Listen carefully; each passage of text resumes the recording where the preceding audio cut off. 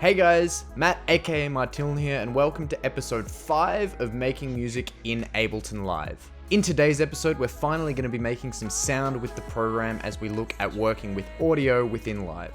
Let's jump right in. So I've got a new Ableton Live session open up here as always, and when you first open up Ableton Live, one thing you'll notice is these 4 different channels here. You've got 2 what are known as MIDI channels and 2 what are known as audio channels, and these are the 2 main different types of tracks or channels that you'll use within Ableton Live. So in this episode, we're going to be focusing on the audio track. So if for whatever reason you don't have one of these audio tracks already preloaded up, I'm going to show you how you can create one yourself. So there are 2 different ways of doing this. You can either right click up here in the track title bar and go insert audio track, and that will create a new audio track for you. Or you can hit Command and T, and that will also create a new audio track for you. So I'm just going to get rid of these other audio and MIDI tracks that we don't need by selecting the number 4 audio track, holding shift, selecting the first MIDI track, and selecting delete. So other than because it says audio in the title of the track, how do we identify that it is indeed an audio track? Well, one way you can do so is that fresh audio tracks already have the track volume fader down in the mixer section there for you to access, even if you don't have any audio or effects on the channel.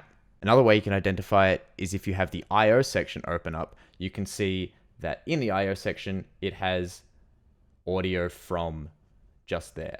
So let's load in some audio. There are 2 different ways you can do this. One, you can use the browser, which is personally my favorite way of doing this. So just use your browser, navigate to where you've got some audio stored. I'm going to go into this demo sample pack here, open up my drum loops, and click on this. And if you have preview turned on, which in the browser section is this little blue headphone icon just here, which you can turn on and off by clicking that, then you'll instantly hear what that loop is. Sounds cool. I'm going to click and drag that into this audio channel that we've created. And that's one way you can load in the audio from the browser. Another way is if you just double click on it, that will also load it in to whatever audio track you have selected. Another way you can do it, which I don't personally like doing, is to load it in directly from Finder or Explorer if you're on Windows. So if you open up Finder, navigate to where you have the loop stored, click and drag it in.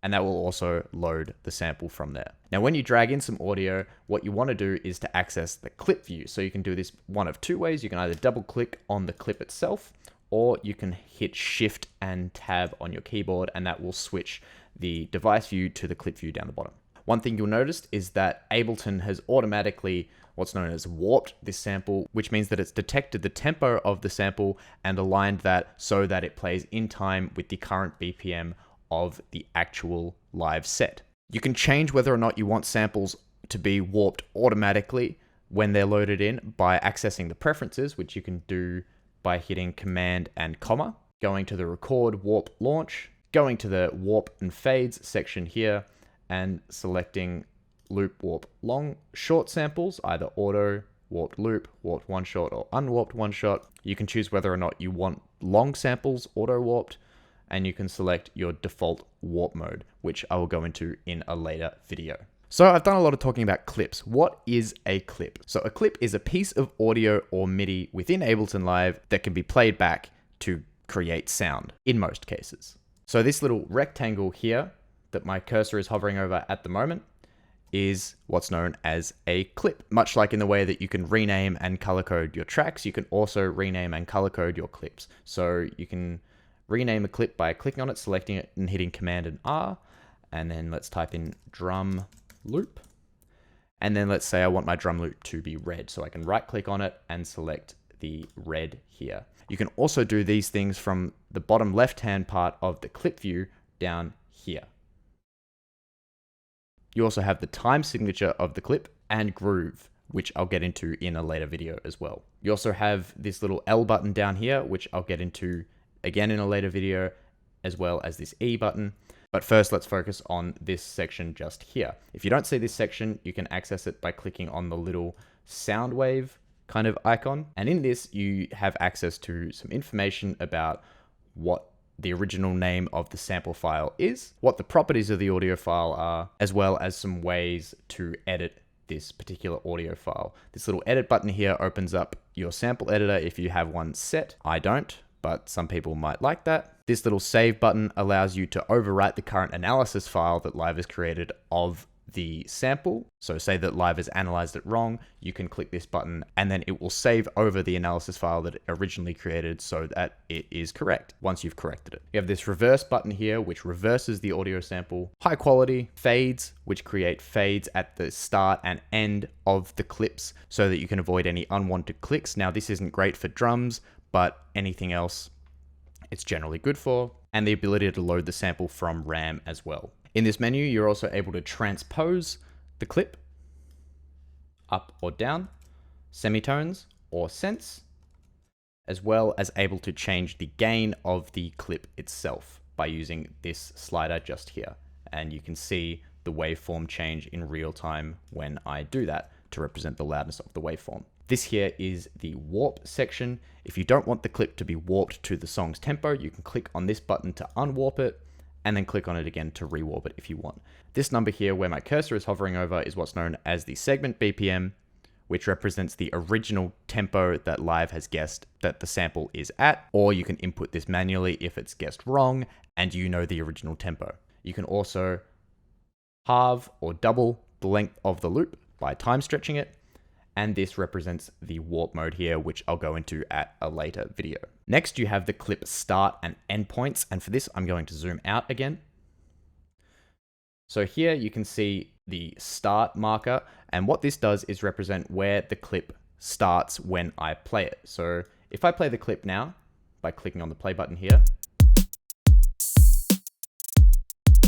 you can see it starts from the very start. But if I move this start marker, say to 2-2, and I hit play on the clip, it will start playing it at 2-2. Let's move that back. You can also change this with the start point value here, but that's only if you want to type in the numbers manually. As well as the end point, you can also change where the sample ends.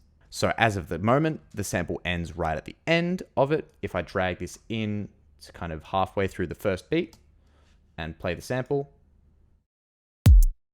it will stop playing right there. Above the start and end markers, you have a loop brace, which is very similar to that in arrangement view. Much like with an arrangement view, you can change the loop brace by clicking and dragging it. So let's say I want to loop bars 2 to 3, and then to set the loop, you can click this loop switch button just here.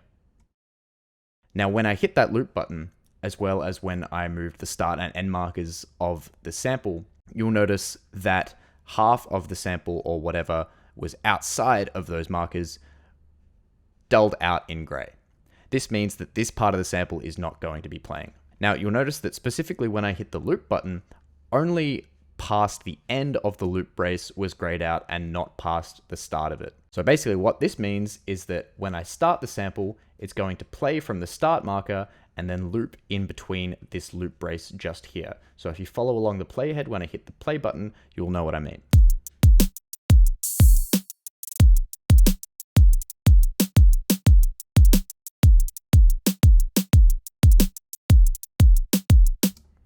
This can be really useful, and I use it in my live sets actually. But if you want to set the sample start to the actual start of the loop, you can do so just by changing the start marker.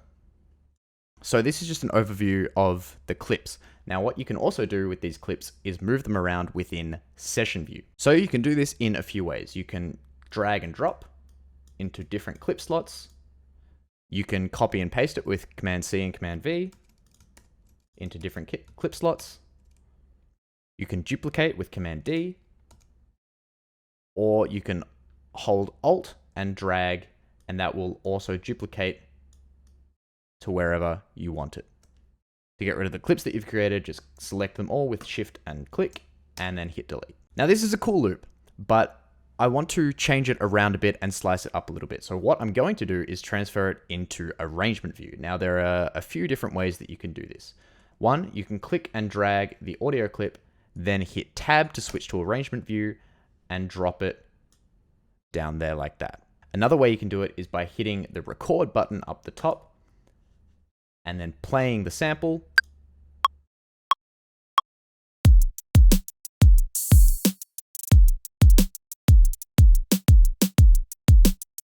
And this will record whatever is playing in the session view into arrangement view. I'm going to do it the first way just because it's easiest. And there we have the loop dragged into arrangement view. Yet now you'll notice that this track is being grayed out. And if I hit play, it's not actually playing it from the arrangement view. What it's doing is playing it from the session view. So the way you can stop this is by hitting this back to arrangement button up in the top corner just here, or by hitting this little play arrow head at the far right of the track in the arrangement view. And now it's going to be playing what's in arrangement view.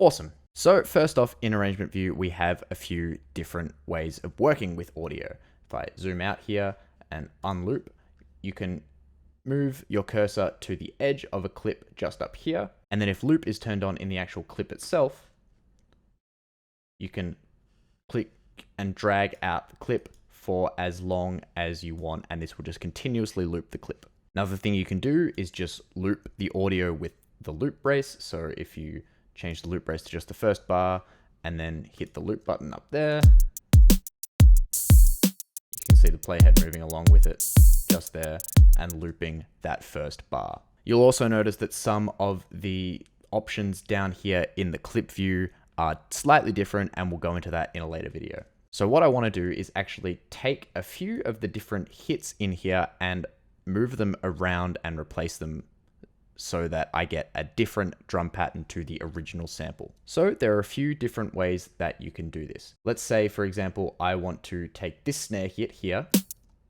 and put it so that it's on the beginning of bar 2 as well. First, I can change the grid size to my liking as well. So let's say I want it just on 16ths.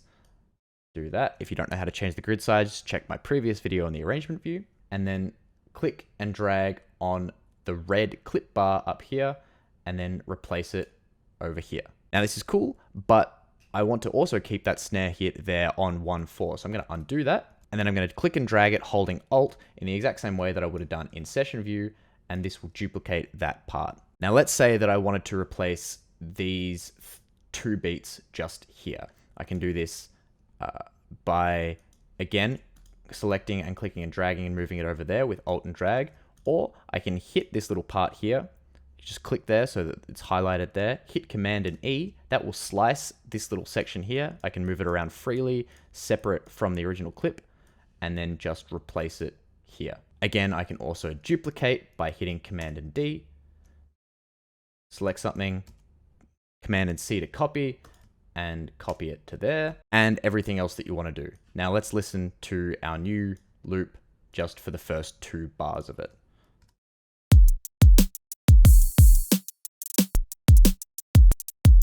It's kind of cool, it's a bit different, and let's say that I really liked that. So now I want to work with this again in session view, but I can't just click and drag these all back into here because they're all just going to be separate clips. So what can I do? Well, the cool thing that you can do is actually consolidate these clips. So if you select the clips that you want to consolidate, or the area that you want to consolidate, hit Command and J, this will create a new clip with that area that you've just consolidated. And then from here, you can click and drag it back into session view, just like you did the other way, and you have this new audio clip back in session view.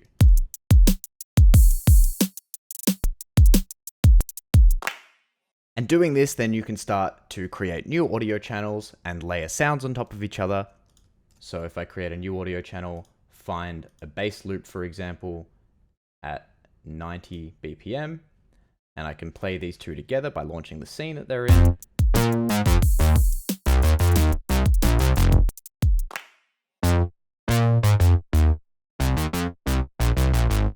Now you notice that the original clip, drum clip, didn't loop, so I can just go back in and hit the loop button.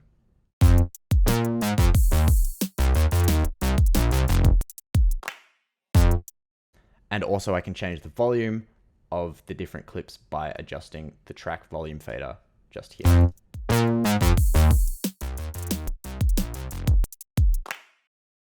And using these techniques, you can basically build an entire song just out of audio samples and loops, albeit a little bit basic, but the premise of using audio within Ableton Live is there, and you have the basic knowledge to be able to edit it and create new variations using that. That's it for this video. I hope you got some useful tips and tricks out of it, and now you should be well on your way to understanding how audio works within Ableton Live. In the next video, we're going to be taking a look at working with MIDI tracks within Ableton, so stay tuned for that one. As always, make sure to like, comment, and subscribe if you haven't already, and if you really enjoy my content, consider heading over to my Patreon page and supporting me on there. Thanks so much for watching, guys. My name is Martin, and I'll see you in the next video.